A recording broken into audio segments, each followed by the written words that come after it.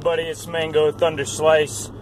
Hope you're doing well today. I am doing fantastic, feeling like the new year has already begun, or perhaps it's just the last little peep set of 2017, which to me has been an absolutely wonderful year that I'm extremely grateful for in the micro and the macro and the human scale, right? Lots of good things. It's been a tumultuous year for many people, of course, but ultimately I think most people have been changed for the better, basically whether it's related to Trump, right? The people who believe in America feel good again, and the people who, hate Trump, I think that they really thrive in a state of resistance, right? I think that that's actually I think that, the left is in a more natural element when it's resisting something that it perceives to be tyrannical. Even if they're totally deluded, I think that provides them a greater state of emotional satisfaction. I think it's better for everybody, or at least, to have the pendulum swing.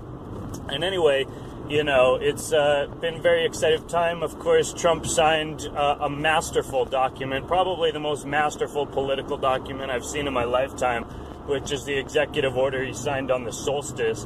I believe it was at noon, 12:01 on the solstice. What a beautiful, beautiful human being he is.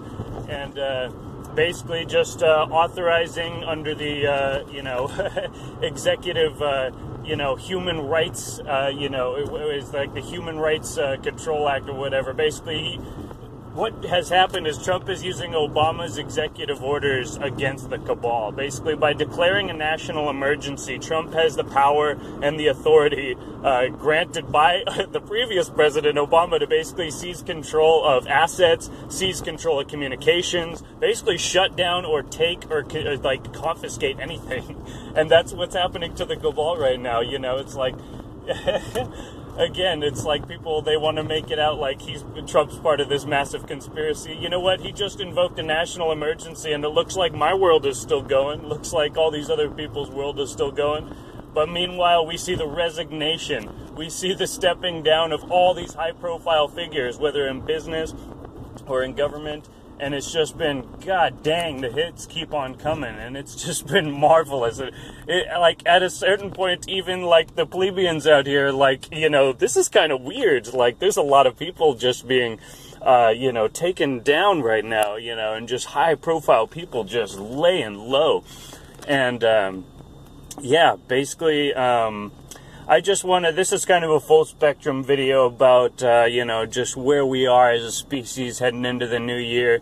Last year I said the empire dies in 2017, and I'd say, by my own energetic analysis, that's a pretty fair prediction. I mean, again, we're still evolving this process. I didn't say that the entire world was going to collapse, but I said that the structure of empire would begin to decentralize and fragment, and that the old structures of the New World Order would cease to be effective at controlling the allies, right, and all these other affiliated nation states. That an empire is not like, this impregnable thing. It's an alliance of different scumbags, all helping each other maintain power. It's a patchwork of power structures, right? And if you don't have enough fear-generating potential, enough violent potential, enough, basically... hierarchical dominance to keep all of those different parties in line, you don't have an empire, and the whole thing falls apart, and it's subject to become anything else, right? It's subject to evolve, and that's what's happening.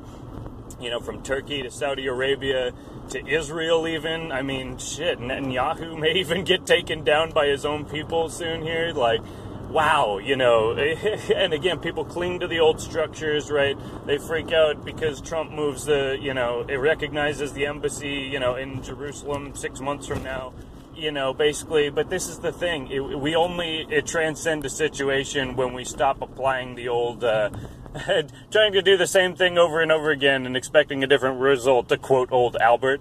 Speaking of old Albert, it seems like the Troll Factory churned out a bunch of doozies and sent them my way right around just before Christmas time.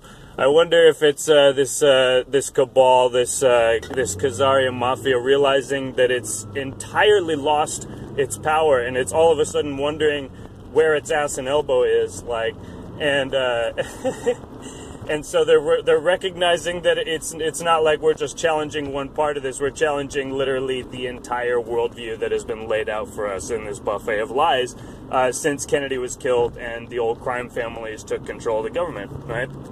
And you know, that includes Einstein himself. Of course, he was a smart man. He had some good quips, you know. He was a humanist, and I can respect aspects of his philosophy, but at the same time, he was ultimately a total detriment to the progression of science.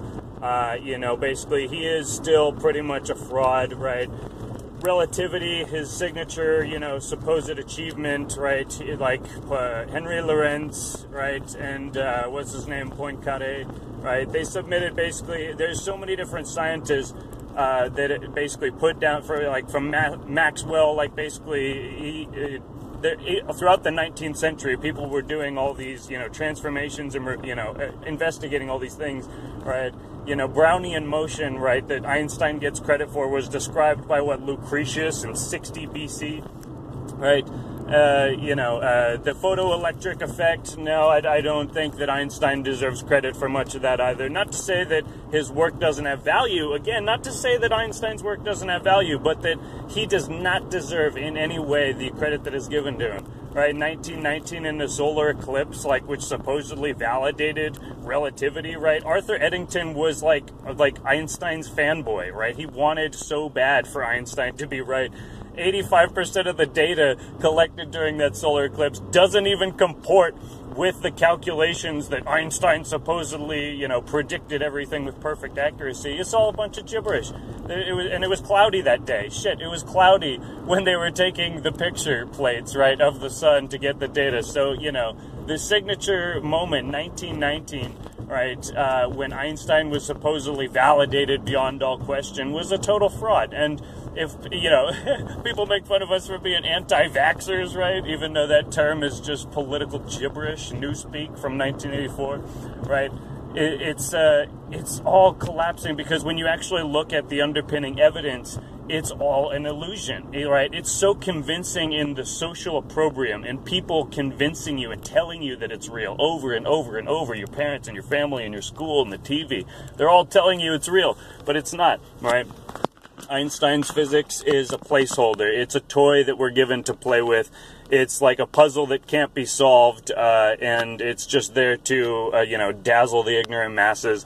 Meanwhile, the secret space program, they're freaking flying UFOs and probably colonized half the solar system at this point. Who knows? Well, all I know is that I saw a UFO when I was a kid. I don't believe it's an alien, you know, but when anyone tells me that Einstein's physics is all there is and there's nothing else, then I gotta call bullshit, because in 7 years old, I saw physical proof that it's bullshit. So, you know, anyway... moving on to the AIDS, basically a lot of people seem to have been sharing and responding to the video about Obama and the HIV AIDS hoax and the diamond cartels and African colonization going back to King Leopold in Belgium and the Congo, right, the Heart of Darkness. Like, man, like, you know, I'm about to read chapter 4, you know, once I get a moment, either later today or this weekend, and basically I'm, with all the people wondering how exactly this HIV virus could be faked, basically I'm going to read chapter 4 from AIDS, Opium, Diamonds, and Empire by Dr. Nancy Turner Banks, and basically I'm going to explain how that happened in her words, which are far more credited than mine, but happy to pass them along because she is brilliant. So anyway, yeah, basically that's my thing. You know, Einsteinian relativity is bogus. You can't just draw a map of, you know, the ether and geometrically abstractify it and then say it's space-time and then say we don't need an ether because we've got space-time now, right?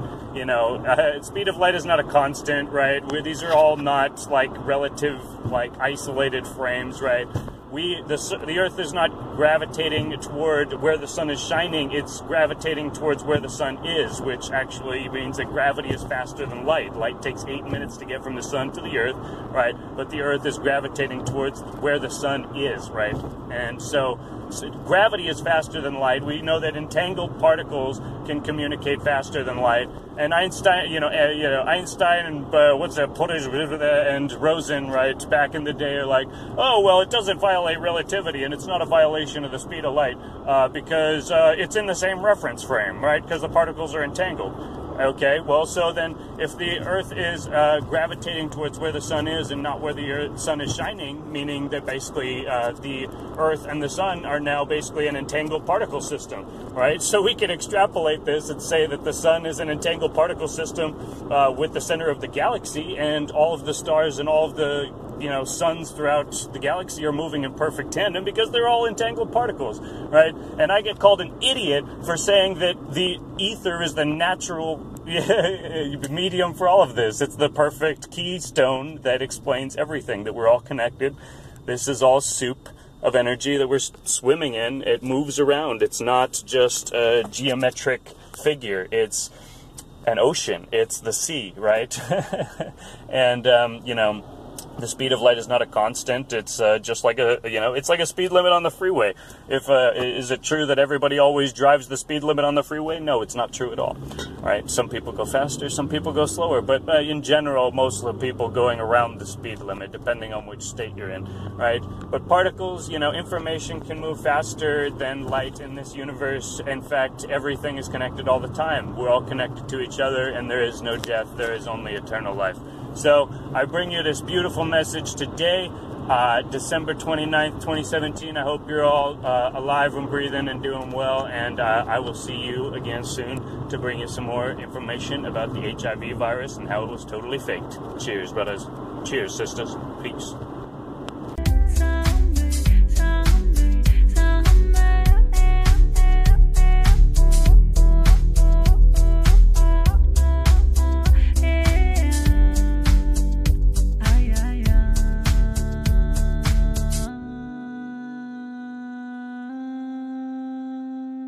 Ah.